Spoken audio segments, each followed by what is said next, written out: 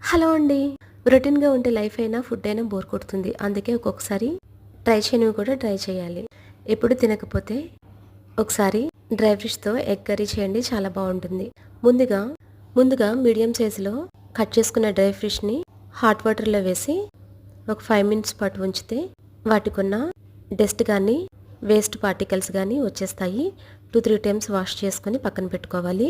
Stove వెలిగించుకొని కొద్దిగా oil వేసుకొని ఆనియన్స్‌ని, పచ్చిమిర్చిని గోల్డెన్ బ్రౌనిష్ కలర్ వచ్చేంత వరకు వేయించుకొని క్లీన్ చేసి పెట్టుకున్న ఈ డ్రై ఫిష్‌ని వేసుకొని ఒకసారి మగ్గనివ్వాలి.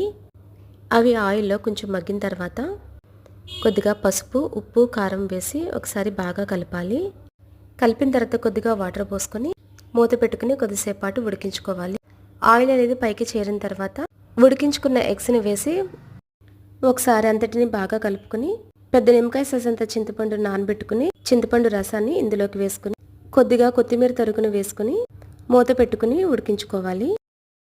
గ్రేవీ కన్సిస్టెన్సీ చూసుకుని స్టవ్ ఆఫ్ చేసుకోవాలి. నేను ఇక్కడ యూజ్ చేసిన డ్రై ఫిష్ పేరు సావడాలండి. కొన్ని ప్లేసెస్లో ఉప్పు వేసి కూడా ఉంటాయి. చెక్ చేసుకుని తెచ్చుకోవాలి. ఒకవేళ ఉప్పు వేసుకుని తెచ్చుకునేదైతే కర్రీలో సాల్ట్ అడ్జస్ట్ చేసుకుని వేసుకోవాలి. లేకపోతే ఉప్పు ఎక్కువైపోతుంది. Thanks for watching. Please subscribe my channel for more videos.